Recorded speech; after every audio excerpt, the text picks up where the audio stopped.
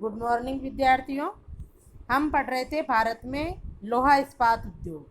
तो उसमें हमने भारत में लोहा इस्पात उद्योग की स्थापना, विकास, इनके बारे में जाना। कौन सी पंचवर्षीय योजना में कौन सा उद्योग स्थापित हुआ ये देखा, अनुकूल परिस्थितियाँ देखी।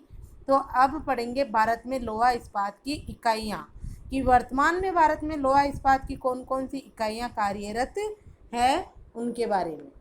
तो देखो, इसमें आप ये भारत में लोहा इस्पात की इकाइयाँ, ये इनके नाम है। तो इसमें जो है आप यहाँ से आपके प्रश्न बनता है। जैसे पहला है टिस्को। पहला कौन सा आएगा आपके? टिस्को। टिस्को का पूरा नाम क्या है? ये प्रश्न बनेगा कि टिस्को पर टिप्पणी लिखिए। तो यहीं से शुरू करोगे आप। टिस्को, पहला टिस्को आ गया TISCO, Tata iron and steel company. तो टिस्को का पूरा नाम Tata iron and steel company है, जिसकी स्थापना 1907 में, कब? 1907 में जमशेदजी टाटा ने जो है झारखंड के में है ये सांची नामक स्थान पर की थी।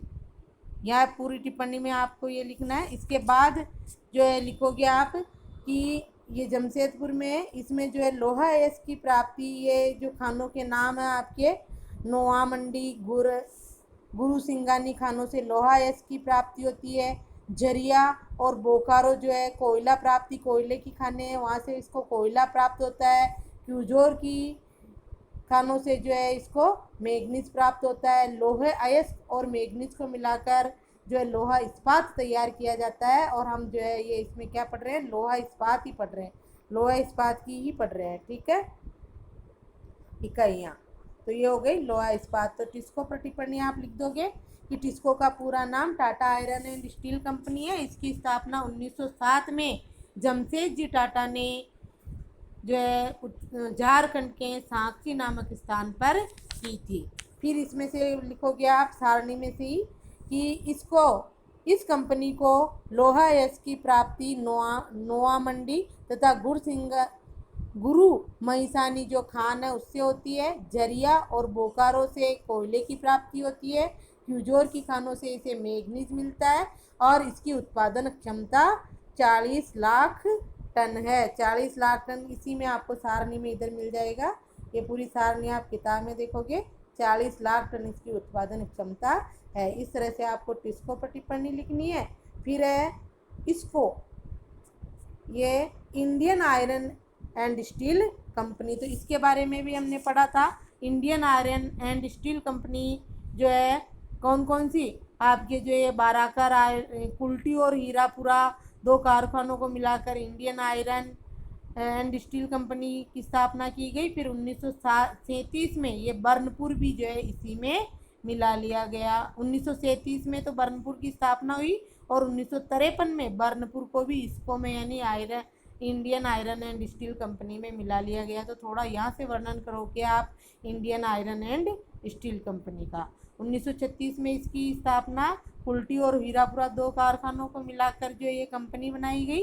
और फिर 1953 में इसमें जो है Burnpur steel corporation of Bengal को भी मिला लिया गया। और ये देखो, इसमें सारे ये आपके कुल्टी, हीरापुर और बर्नपुर, ये 3 कारखानों को मिलाकर जो है इसको की स्थापना की गई। इसको लोहा है इसकी प्राप्ति, ये जो है आपकी यही आएगा इसमें। ये जो है ना, देखो, ये सिंगानी और ये मयूरभंज, क्यूजोर ये खाने हैं।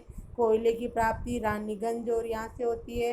इसके बाद इसकी उत्पादन क्षमता। इस तरह से जो है आप इस पर टिप्पणी आपको 2 नंबर में पूछी जा सकती है किसी पर भी। टिस्को ले लो, इसको ले लो। ये विस्को का पूरा नाम है Visvesvaraya iron and steel company.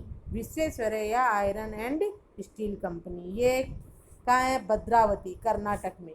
इसको लोहा इसकी प्राप्ति कहाँ से होती है, ये आप पूरा ध्यान रखोगे। इसके इसी सारणी में से टिप्पणी बनानी है आपको।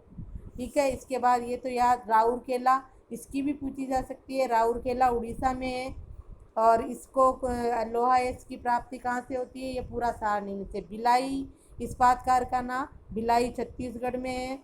दुर्गापुरा इस्पात कारखाना, दुर्गापुरा पश्चिमी बंगाल में है। बोकारो इस्पात कारखाना, बोकारो झारखंड में है। विशाखापट्टनम इस्पात कारखाना, विशाखापट्टनम आंध्र प्रदेश में है।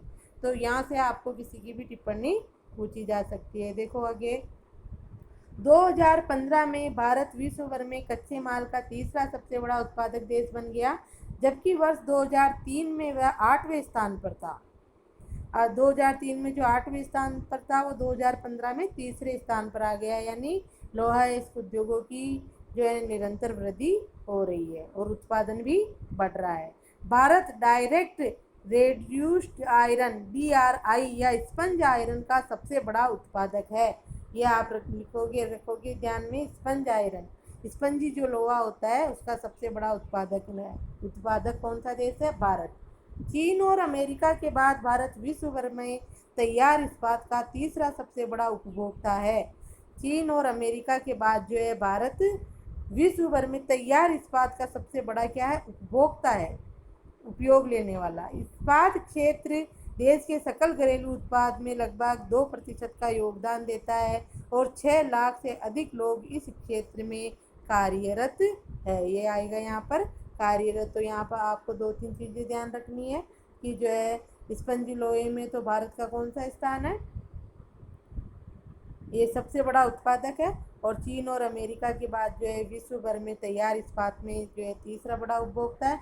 ये भारत में लोहा इस्पात की स्थिति कि लोहा सकल घरेलू उत्पाद में इसका 2% योगदान है और ये 6 लाख लोगों को रोजगार प्रदान करता है। यहाँ से भी प्रश्न बन सकता है कि भारत में लोहा इस्पात उत्पादन की स्थिति को बताइए, तो ये स्थिति यहाँ से आएगी आपके।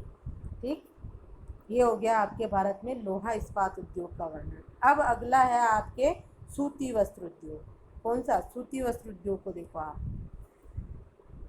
जो हमने पढ़ा था ना योजना आयोग में पंचवर्षीय योजनाएं बनी, उसके तहत जो उद्योगों का विकास हुआ, कौन कौन से उद्योगों के नाम आए थे उसमें हमने एक पढ़ा है अभी। अब दूसरा सूती वस्त्र उद्योग देखो,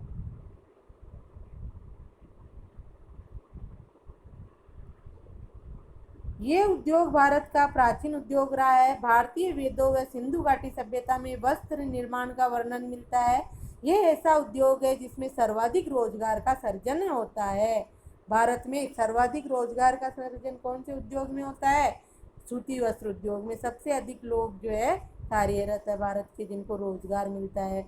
इस कारण ये उद्योग विस्तार, उत्पादन तथा रोजगार की दृष्टि से देश में प्रथम स्थान पर है। रोजगार की दृष्टि से कौन सा उद्योग प्रथम स्थान पर है? सूती वस्त्र उद्योग। विश्व में सूती वस्त्र उत्पादन में भारत चीन के बाद दूसरा बड़ा देश है। विश्व में जो है चीन के बाद दूसरा बड़ा देश कौन सा है सूती वस्त्र उत्पादन में? भारत। और भारत में जो है सबसे अधिक रोजगार कौन से उद्योग में मिलता है? सूती वस्त्र उद्योग में। तो रोजगार की दृष्टि से भारत में प्रथम स्थान पर है सूती वस्त्र उद्योग और उत्पादन में विश्व में दूसरे स्थान पर है। पहला स्थान किसका? चीन का और दूसरा भारत का। अब देखो ये जो है और ये उद्योग भारत का प्राचीन उद्योग रहा है, इस पर भी ध्यान रखोगे आप। भारत का प्राचीन उद्योग कौन सा रहा है? ये जो है सूती वस्त्र उद्योग भारत का प्राचीन उद्योग रहा है। तो ये आप अपनी किताब लेके बैठो साथ में, और जैसे जैसे मैं अंडरलाइन कर रही हूँ आप भी वैसे ही अंडरलाइन करते जाओ। आगे देखो आप, भारत में आधुनिक स्वरूप का पहला कारखाना, ये विकास, भारत में सूती वस्त्र उद्योगों का विकास प्रश्न बनेगा। भारत में सूती वस्त्र उद्योगों के स्वरूप व विकास पर प्रकाश डालिए, ऐसा प्रश्न आएगा आपके पास। तो उसमें सबसे पहले तो आपको ये लिखना है कि ये उद्योग भारत का प्राचीन उद्योग रहा है। ठीक है, फिर इसमें लिखना है कि जो है रोजगार की दृष्टि से इसका जो है देश में प्रथम स्थान है और उत्पादन की दृष्टि से विश्व में दूसरे स्थान पर है। फिर जो है यहाँ से इसका विकास शुरू हो जाएगा। भारत में आधुनिक स्वरूप का पहला कारखाना 1818 में कोलकाता के फोर्ट ग्लास्टर में, यहीं से विकास शुरू है इसका। 1818 में कोलकाता के फोर्ट ग्लास्टर में खोला गया, किंतु ये प्रयास विफल रहा, यानी वो कारखाना चला ही नहीं। फिर वास्तविक शुरुआत यहाँ से है, जैसे Tata iron and steel company में भी हमने पढ़ा था कि सबसे पहले वो बाराकर आयरन वर्क्स के नाम से खोला गया, लेकिन उसके बाद वास्तविक शुरुआत कहाँ से है? Tata iron and steel company. इसी प्रकार इसमें है कि पहला 1818 में खोल दिया गया था सूती वस्त्र उद्योगों का कारखाना कोलकाता के फोर्ट ग्लास्टर में, लेकिन वो प्रयास विफल रहा। और 1854 में यहाँ से भारतीय सूती वस्त्र मिल मुंबई में कवासजी डाबर की द्वारा स्थापित की गई। जिसने 1856 में उत्पादन शुरू किया। 1861 तक भारत में 12 मिलें खुल चुकी थी। 1947 तक भारत में 417 मिलें थी। इसमें 3 लाख श्रमिक कार्य कर रहे थे। वर्तमान में इन मिलों की संख्या लगभग 2000 से अधिक है, जिसमें 40 लाख लोगों को प्रत्यक्ष रोजगार मिला है। ये उद्योग के सकल घरेलू उत्पाद का 14% भाग प्रदान करता है। सकल घरेलू उत्पाद यानी हमारे भारत में होने वाले उत्पादन का जो है 14% भाग, कुल उत्पादन का 14% भाग किससे प्राप्त होता है? सूती वस्त्र उद्योगों से। भारत में इस उद्योग का स्थानीयकरण कपास उत्पादक क्षेत्रों, सस्ते परिवहन व श्रम तथा नम जलवायु वाले भागों में हुआ है। इस दृष्टि से निम्न राज्यों में विकास हुआ है। यहाँ पर जो है ये सूती वस्त्र उद्योगों का क्षेत्र है। ये भारत में सूती वस्त्र उद्योग कहाँ स्थापित होते हैं या उनके लिए जो अनुकूल परिस्थितियाँ हैं, कुछ भी पूछा जा सकता है तो उसका उत्तर होगा कि भारत में इन उद्योगों का स्थानीयकरण या कहाँ स्थापित हुई है?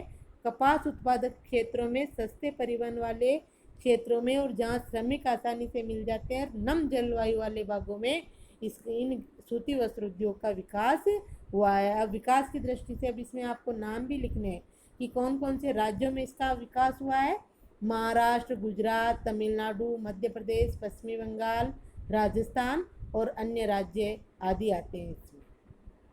ठीक है, तो ये आपके सूती वस्त्र उद्योगों का स्वरूप और विकास है। सिर्फ क्या है इसमें? सूती वस्त्र उद्योगों का स्वरूप और विकास। तो स्वरूप में आप ये प्राचीन उद्योग है ये सारा लिख दो और विकास आपका यहाँ से शुरू हो जाएगा 1818 की 4th क्लास्टर से, जो ये पूरा पैराग्राफ आएगा। फिर ये आ जाएगा आपके कि भारत में जो है सूती वस्त्र उद्योगों का उद्योग जो है किन क्षेत्रों में स्थापित है, कहाँ स्थापित है, तो उसमें आपका ये लिखकर फिर राज्यों के नाम भी लिखने हैं। निम्न राज्यों में विकास हुआ है। फिर निम्न राज्य कौन से? यही महाराष्ट्र, गुजरात, तमिलनाडु, मध्य प्रदेश, पश्चिमी बंगाल, राजस्थान आदि, इस तरह से। ठीक है।